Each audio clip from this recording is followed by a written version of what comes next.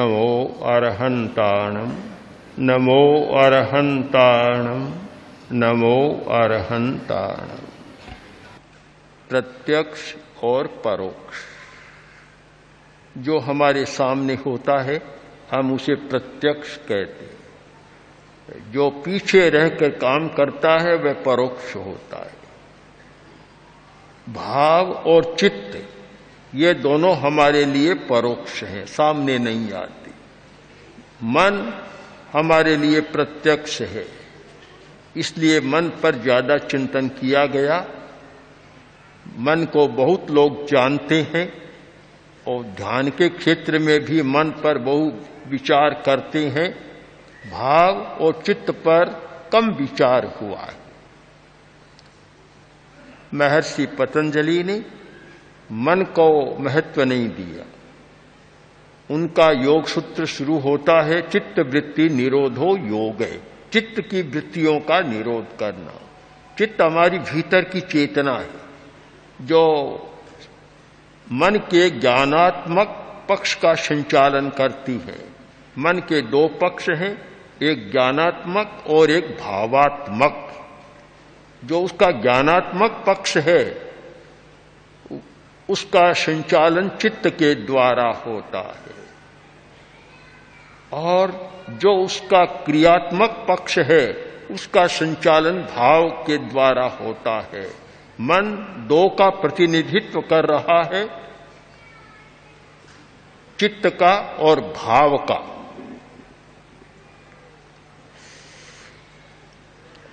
मन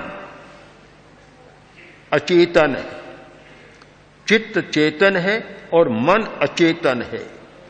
जैसे शरीर अचेतन किंतु चेतना से युक्त होने के कारण सारी चेतना की क्रिया करता है, वैसे ही मन भी अचेतन है।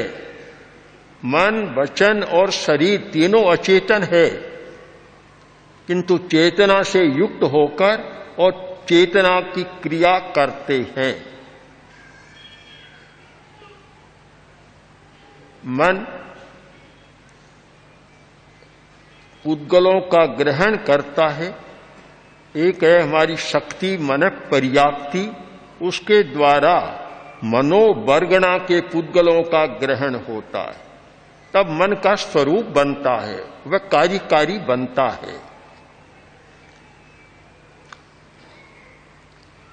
मन का कार्य, मन का स्वरूप, अब मन का कार्य। मन का कार्य है ईहा से लेकर और अनुमान तक। ईहा इंद्रियां विषय का ग्रहण करती हैं,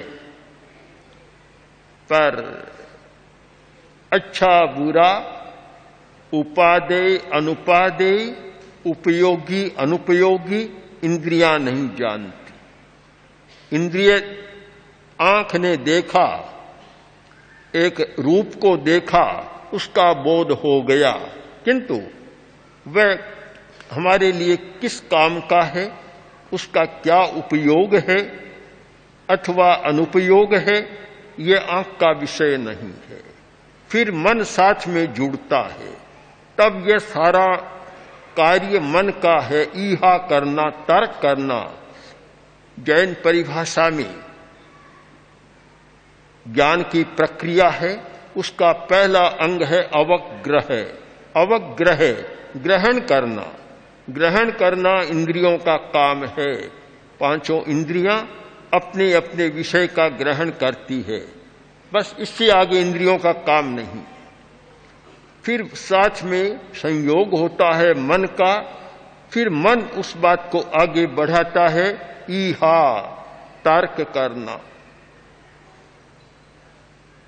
अवाय निर्णय करना, धारणा उसके संस्कार का निर्माण करना, स्मृति याद करना, प्रतिभिज्ञा पहचान करना, तर्क फिर तर्क करना, कार्य कारण का संबंध खोजना, और अनुमान, अनुमान करना यानी हेतु के द्वारा परोक्ष विषय का ज्ञान करना, अनुमान, ये सारा मन का काम है। बहुत बड़ा क्षेत्र है मन के कार्य का, और उसके द्वारा हमारे सारे व्यवहार का संचालन होता है और व्यवहारिक ज्ञान का भी संचालन उसके द्वारा होता है। यह है मन का ज्ञानात्मक पक्ष। ईहा से लेकर और अनुमान तक पूरी प्रक्रिया मन के द्वारा संपादित होती है। दो प्रकार के प्राणी होते हैं, समनस्क और अमनस्क। कुछ प्राणी ऐसे हैं जिनको मन की शक्ति प्राप्त नहीं है, वे अमनस्क हैं, और कुछ प्राणी ऐसे हैं जिनको मन की शक्ति प्राप्त है, वे समनस्क हैं।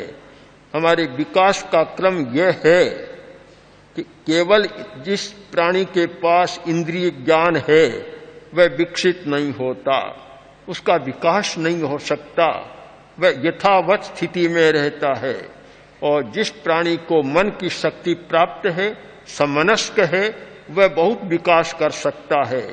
तो मन हमारे विकास का बहुत बड़ा माध्यम है, एक बड़ी शक्ति है जिसके सहारे हम सारा काम कर सकते हैं।